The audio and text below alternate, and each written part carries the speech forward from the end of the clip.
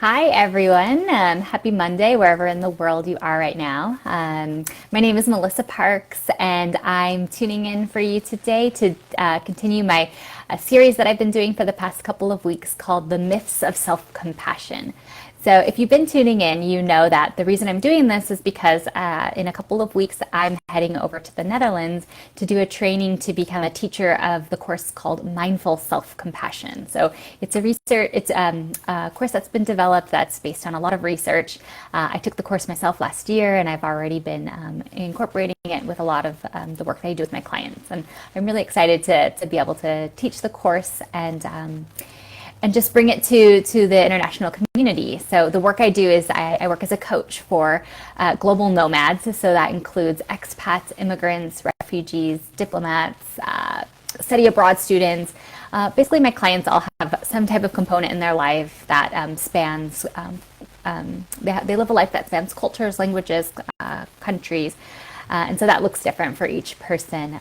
But what I'm really excited about is to bring these tools of self-compassion to that community because our world needs more compassion. We have such a tendency to get into this us versus them mindset, and self-compassion is a really great starting point because the more compassion we can have for ourselves, the safer we can feel inside of ourselves, the more likely we are to be able to go out there and share compassion and spread compassion towards the people around us as well. So you've probably heard that phrase, you can't pour from an empty cup, and that's really so true. And so self-compassion is just such a great starting point to be able to be out there and build bridges between ourselves and other communities.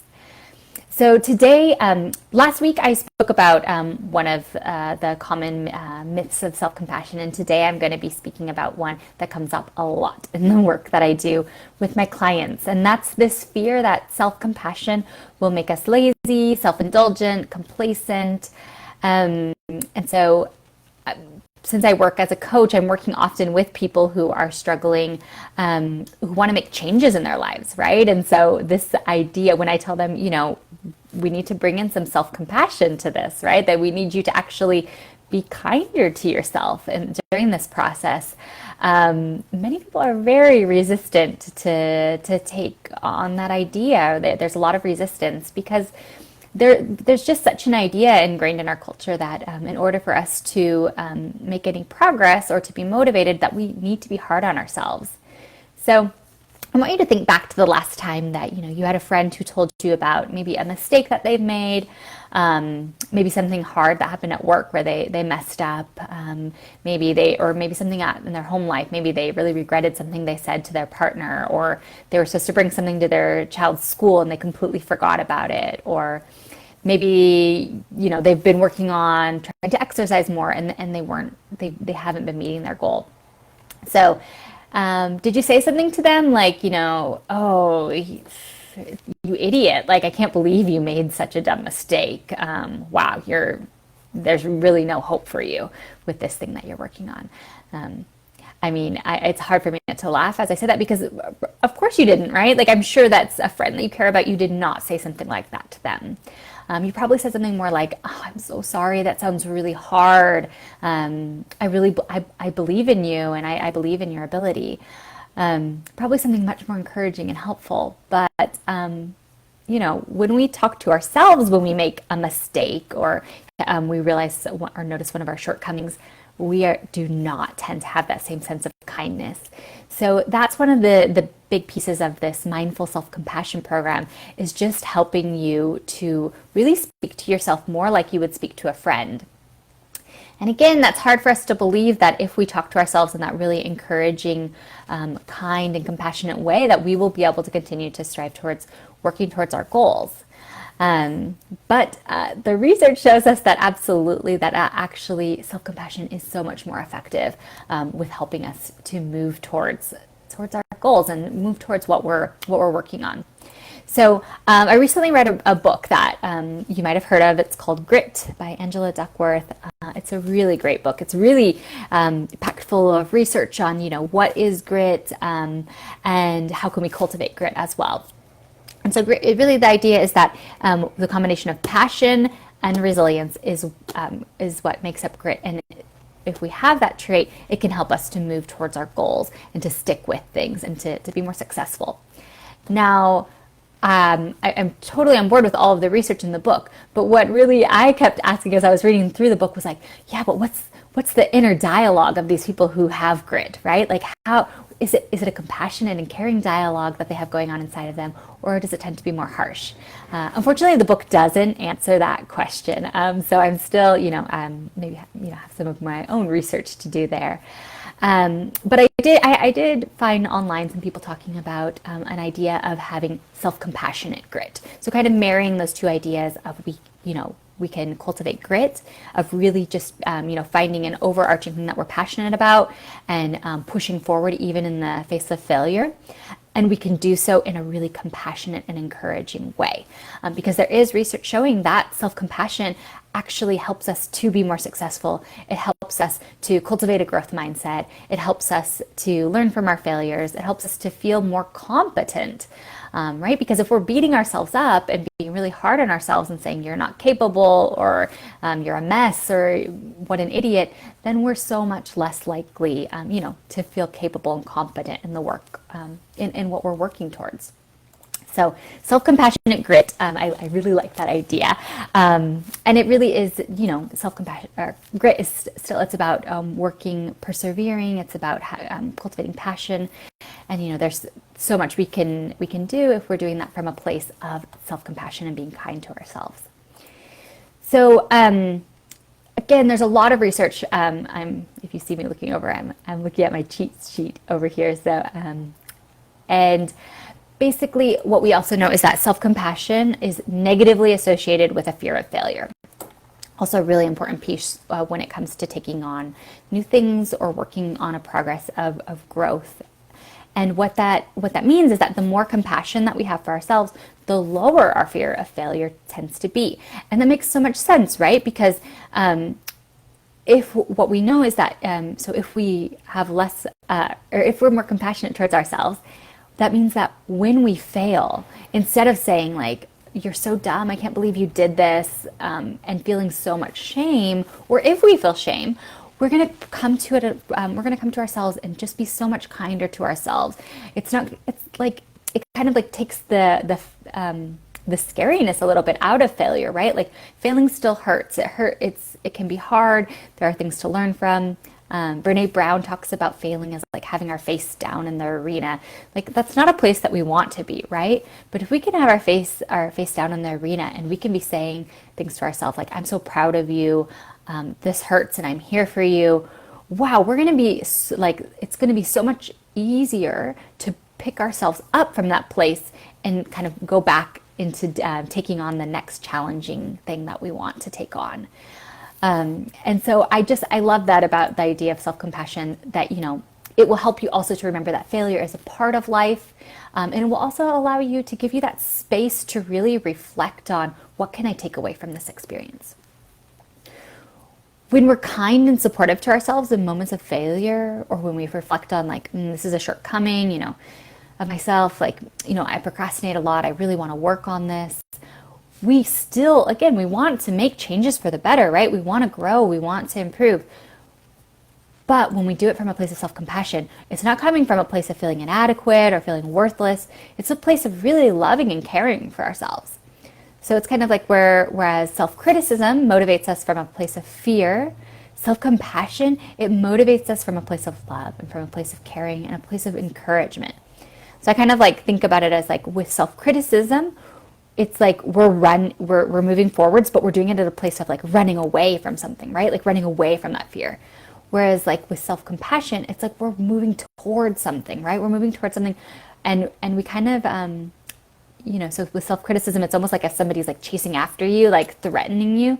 And self-compassion is like you have somebody alongside of you, or maybe sometimes they're going ahead and they're leading the way a little bit, and they really believe in your potential. So again, it's probably a really foreign idea for a lot of us because it's not necessarily the way that we motivate ourselves, but it holds a lot of power. And what I really want to emphasize when I'm working with my clients is like, I don't want you to, I work with a lot of people who have really been successful in life and really, want to keep being successful. But something, they're running into some kind of a block. Maybe they're procrastinating. Maybe they're feeling really stressed out. Maybe they're coming to a place of burnout. And a lot of the times that's because they've really been motivating themselves from a place of self-criticism. And I want them to, like live their best life possible and to really continue to succeed at work and succeed in their personal life, right? I really fully believe the importance of like our time on earth is very precious, and we want to make the most of that time. So there's, I am totally not telling them that I want them to spend day after day like on the couch watching TV, although there's totally space to do that sometimes as well. I want them to continue to be able to do the important things that, and make their dreams come true. But I want them to find a way to be able to do it where they can be a high achiever, but they're not tipping into that place of basically perfectionism, right? Where your sense of worthiness is tied up with what you're performing and doing, and also where there's not space for failure, and where you're always raising the bar that needs to be better.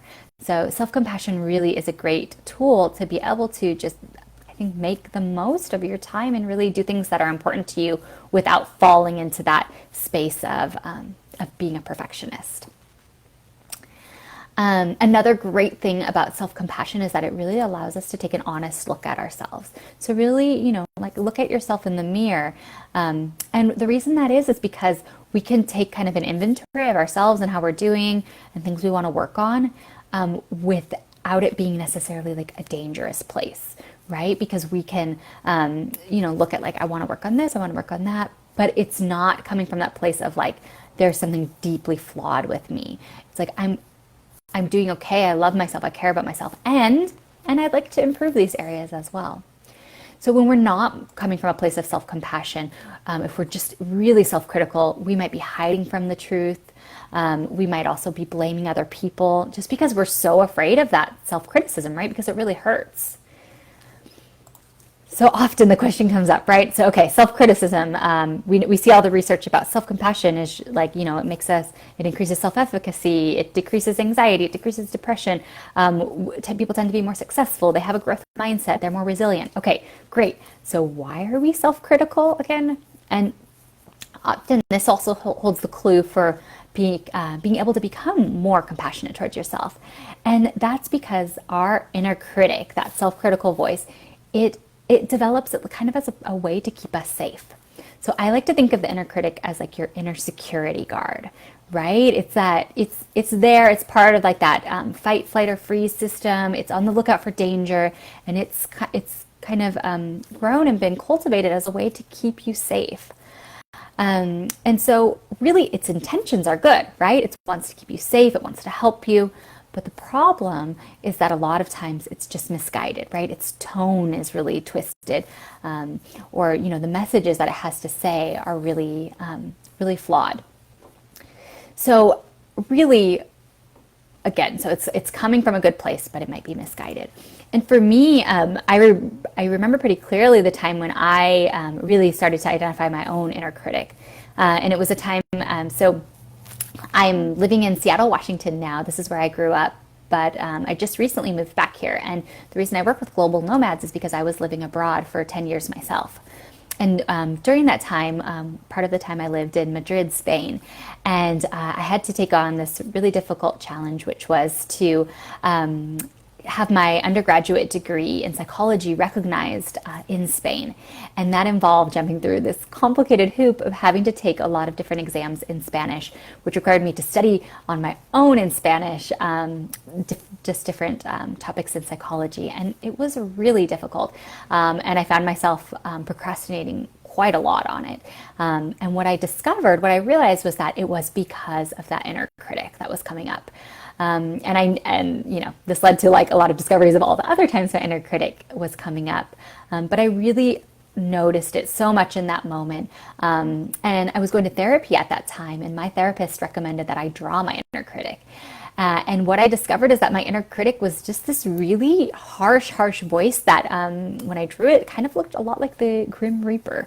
So really, again, super harsh. And it was something that had served me in a lot of moments in my life, but it really was harming me in this moment. And so that was kind of like one of my initial paths to start identifying that inner critic and trying to make a shift to a more compassionate voice, because that voice was really holding me back from doing something that was hard and scary and difficult. But it was really keeping me from sitting down and doing the work that I needed to do. So identifying it really helped me. And then also just really understanding, like, where was it coming from and what was it doing? And so that's a lot of what I do with my clients too, is trying to figure out, okay, so how is your inner critic trying to help you? Is it trying to keep you safe from something? Is it trying to point out something that could be dangerous or risky? And again, we want to push ourselves out of our comfort zone. So if we can identify, like, thank you, inner critic, thank you for trying to keep me safe, but I need to do this because this is going to help move me closer to something that's really important to me, then we can acknowledge that it's there without getting really wrapped up in it and letting it determine the choices we make, and letting it, become an obstacle for us. So one of the things that the Mindful Self-Compassion program, that's the program that I'm going to get trained to teach, one of the things it does is it has an exercise that helps you to understand where your inner critic is coming from. So you can really tap into another voice. So you don't have to get rid of the inner critic, right? You can just have it be there. It's like, hello, I see you, you're here. But I'm going to really tap into my inner compassionate voice. And I like to think about that as your inner coach. So it's your inner compassionate coach. And what I would challenge you to do, if you're feeling like, hey, this self-compassion stuff, it sounds pretty cool. I definitely have a critical voice, but I want to make a shift.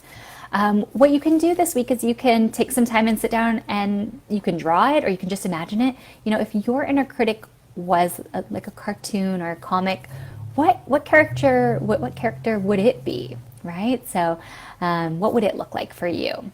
And also you can take some time and you can draw a little like bubble, like a speech bubble about it. What are some of the things that your inner critic tends to say to you? And once you've done that, then you got to do the next step, which is to ask, what is maybe behind those words? What is it trying to help me with? It's trying to help me in some way. Is it trying to keep me safe in some way? Maybe is it trying to say something harmful so that it takes the sting out if somebody else says it? That's another thing that sometimes the inner critic can be there for. I want to say too, sometimes the inner critic is just an echo of a voice of somebody that's really hurt us. And so if that's the case, self-compassion can come in that moment and just, really comfort you for the fact that you've been hurt by other people in the past. So it's not that it always has a function, but a lot of the times there's some reason behind what it's doing. So once you've done that work, also take time to think about, what would my inner coach look like? Whose voice would that be like? Would it be, like a really caring friend that you have? Maybe a relative who's been just really kind and warm and encouraging? Maybe a coach you've had in the past, a teacher, an author. Sometimes it's hard to connect with, like, the voice of somebody who's been really compassionate and kind. And so another thing that can be helpful sometimes too is to think about, if your pet or a pet you've had in the past, if they could talk, what would be some of the encouraging and comforting things they would say, right? Because our pets love us unconditionally. And so that's another way to try to tap into that inner compassionate voice or inner coach. So I hope that, again, this video just talking about how self-compassion really, it can help us to be successful. It can help us to fail forward, to recover from any mistakes or setbacks we have. It's not going to make us lazy. It's not going to make us more self-indulgent. It's actually a way to help us move towards what's really important to us. I hope that it's, just convinced you even more of the importance of self-compassion. So if you have questions, please feel free to write them here or send me a message. I also work with clients one-on-one for coaching. So if you're interested in learning more about that, you can book a free consultation call with me as well on this page. So I hope that you'll tune in next Monday as well, when I break through another one of the myths surrounding self-compassion. I look forward to seeing you then. Have a great week wherever in the world you are. Bye-bye.